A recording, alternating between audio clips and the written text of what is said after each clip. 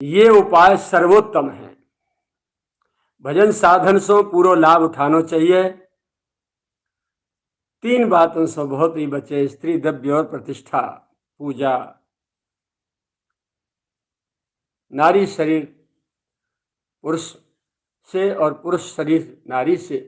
बात क्या है, ये आकर्षित करते हैं एक दूसरे को, मन को खींचते हैं, क्योंकि पूर्व जन्म जन्मांतरों का प्रबल अभ्यास होने के कारण विषयों में चित्तवृत्ति रात दिन रंगी रही है।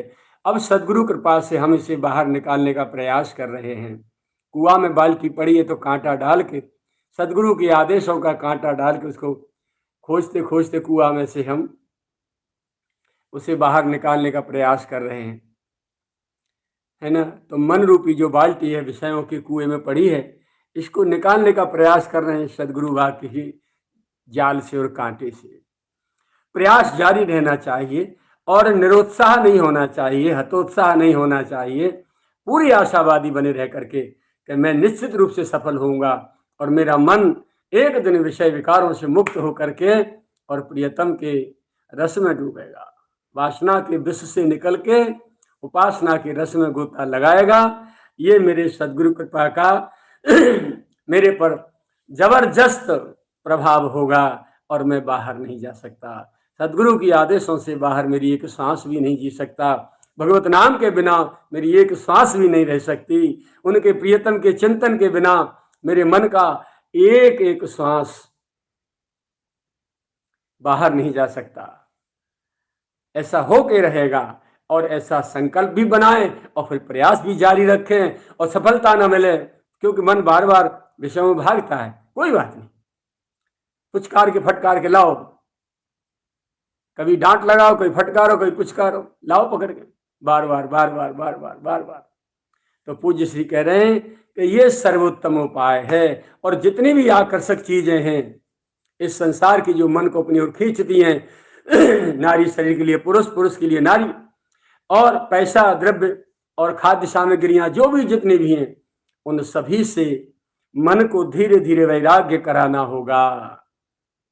और वैराग्य कराने का अर्थ है उसे बताना होगा, साथ साथ बताते जाइए। जब जब मन जिन जिन पदार्थों के, व्यक्ति, वस्तुओं के लिए मन लालायित हो, वहीं वहीं उनके पास बैठ के मन को बताओ कि हमें बताओ मनीराम, ये जन्म जन्मांतरों से तुम सेवन करते आ रहे हो, तुम्हें मिला क्या?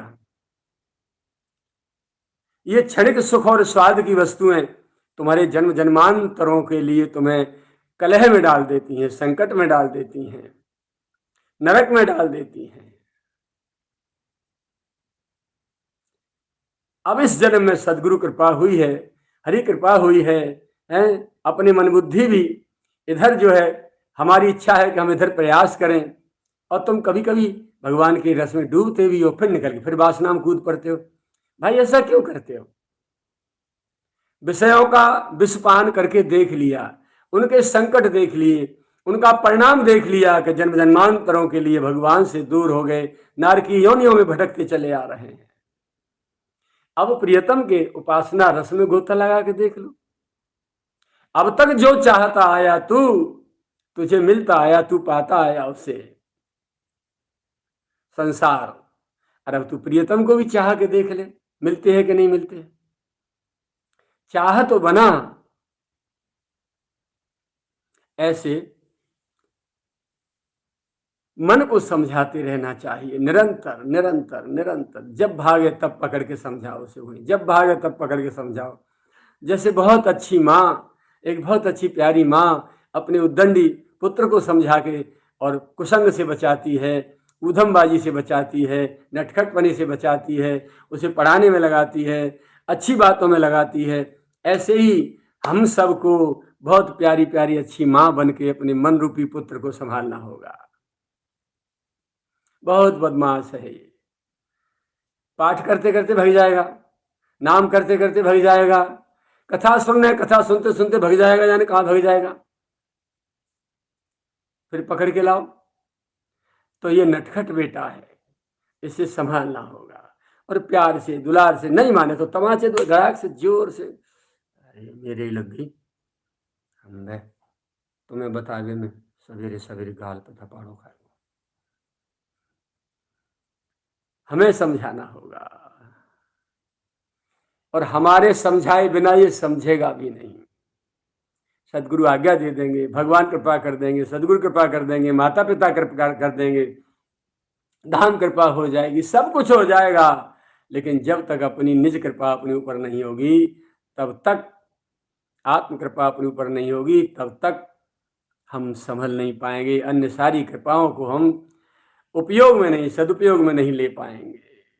अपनी कृपा के बिना सारी कृपाएं व्यर्थ चली जाती हैं। तो क्या कितने जन्म जन्मांतर हुए, कहाँ कहाँ हमें उन्हीं प्राप्त हुई, कहाँ कहाँ रहे, तो क्या कभी संतों की कृपा नहीं मिली होगी? जरूर मिली होगी, लेकिन हम संभाल नहीं पाए होंगे। उसी का दुष्परिणाम ये हुआ है, होता चला आ रहा है कि हम भटकते चले जा रहे हैं, जन्म पर जन्म भटकते चले जा रहे हैं।